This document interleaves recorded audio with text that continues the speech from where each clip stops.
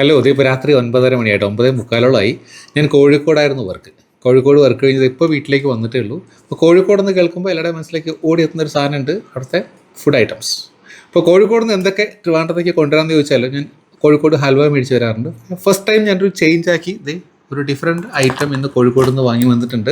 അതായത് ഞാൻ ഇന്ന് റഹ്മത്തിൽ ഉച്ചയ്ക്ക് ബിരിയാണി കഴിക്കാൻ പോയി. സ്ഥിരം കഴിക്കാറില്ല തന്നെയാണ്. പക്ഷേ വീട്ടിലേക്ക് പാഴ്സൽ കൊണ്ടുവരാൻ പറ്റുമെന്ന് ചോദിച്ചപ്പോൾ അവർ പറഞ്ഞു ഓക്കെ സാർ, ഞങ്ങൾ ട്രിവാൻഡ്രത്തേക്ക് കൊടുത്തയക്കാറുണ്ട്, പലപ്പോഴും കസ്റ്റമേഴ്സ് ഇവിടുന്ന് വാങ്ങി പോകാറുണ്ടെന്ന് പറഞ്ഞു. അപ്പോൾ റഹ്മത്ത് എന്ന് കേട്ടാൽ എല്ലാവർക്കും അറിയാം, കോഴിക്കോട്ടിലെ ബിരിയാണിക്ക് വളരെ ഫേമസ് ആയിട്ടുള്ള സ്ഥലമാണ്. അപ്പോൾ അവിടുത്തെ ബിരിയാണിയാണ്. അപ്പോൾ അതിൻ്റെ ഇപ്പോഴത്തെ ഒരു കണ്ടീഷൻ എന്താണെന്ന് നോക്കാം. ഞാൻ അവിടെ നിന്ന് 1:30 മണിക്കാണ് മേടിച്ചത്. ഇപ്പോൾ ഓൾമോസ്റ്റ് 8 മണിക്കൂറായി. പക്ഷേ ഞാനിത് ട്രെയിനിൻ്റെ AC കമ്പാർട്ട്മെൻറ്റിലാണ് കൊണ്ടുവന്നത് കേട്ടോ. അപ്പോൾ വലിയ പ്രശ്നം ഉണ്ടായിട്ടുള്ളത് കയറാം, തുറന്ന് നോക്കാം എങ്ങനെയുണ്ടെന്ന്. ഞാൻ ട്രിവാൻഡ്രത്തേക്കാണെന്ന് പറഞ്ഞപ്പോൾ അവരതിൻ്റെ മസാലയൊക്കെ സെപ്പറേറ്റ് ആയിട്ട് പാക്ക് ചെയ്ത് തരാമെന്ന് പറഞ്ഞു കേട്ടോ. അങ്ങനെ തന്നെ വെച്ചിട്ടുണ്ടെന്ന് തോന്നുന്നു. യെസ്, ഇത്രയും ഐറ്റംസ് ഉണ്ട്. അപ്പോൾ 3 തരം ബിരിയാണി ഞാൻ മേടിച്ചിരിക്കുന്നത് കേട്ടോ. ബീഫ് റോസ്റ്റ് ബിരിയാണിക്ക് അവിടെ 180 റുപ്പീസാണ്, 180 രൂപയാണ്. ബീഫ് ദം ബിരിയാണിക്ക് 170 റുപ്പീസ്, 170 രൂപ. ആൻഡ് ഒരു മട്ടൺ ബിരിയാണി മേടിച്ചിട്ടുണ്ട്, 320 റുപ്പീസ് ആട്ടോ. ജസ്റ്റ് അത് കേടായോ നോക്കാൻ കേട്ടോ. ഇനി പോയാൽ നിങ്ങൾക്ക് മേടിക്കാമല്ലോ അങ്ങനെയാണെങ്കിൽ. കിടിലൻ പാക്കിംഗ് ആട്ടോ. തൽക്കാലം ഒരെണ്ണം നോക്കാം.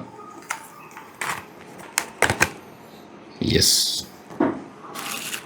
അത് ബിരിയാണി കാണുമ്പോൾ തന്നെ അതിൻ്റെ ഒരു സുഖം മനസ്സിലാവുണ്ടാവും.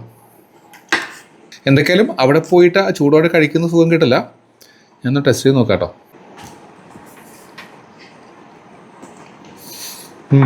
ഒന്നും പറ്റിട്ടില്ല കേട്ടോ, അടിപൊളിയായിട്ടിരിക്കുന്നുണ്ട്. ഞാൻ മസാല തുറന്ന് കാണിച്ചു തരാം കേട്ടോ.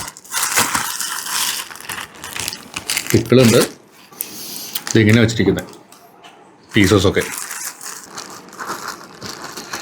ഈ മസാലയും കൂടി ഒന്ന് ടേസ്റ്റ് ചെയ്ത് നോക്കാം കേട്ടോ എങ്ങനെയുണ്ടെന്ന്. അടിപൊളിയായിട്ടിരിക്കുന്നുണ്ട് കേട്ടോ.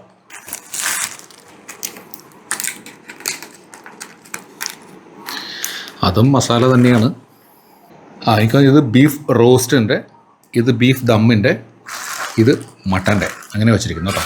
ഇനി ഇതിൻ്റെ കുറച്ച് ചട്നി അങ്ങനെയൊക്കെ ഉണ്ട് കേട്ടോ. അത് വെച്ചിട്ടില്ല, ചിലപ്പം ചീത്തയായി പോകുന്നുള്ളതുകൊണ്ടായിരിക്കും. അപ്പോൾ എന്തായാലും ഞങ്ങളിത് ചൂടാക്കി കഴിക്കാനുള്ള പരിപാടിയിലാണ്. നമ്മൾ സാധാരണ വീട്ടിൽ രാവിലെ ഉണ്ടാക്കുന്ന ബിരിയാണി രാത്രി കഴിക്കാറുണ്ട്. അപ്പോൾ അത്ര തന്നെയുള്ളൂ ഇത്. അപ്പോൾ നിങ്ങൾക്ക് വേണമെങ്കിൽ കോഴിക്കോടൻ ബിരിയാണി ട്രിവാൻഡ്രത്തേക്ക് മക്കൾക്കോ വീട്ടുകാർക്കോ മേടിച്ചിട്ട് തരാം. ഓക്കെ.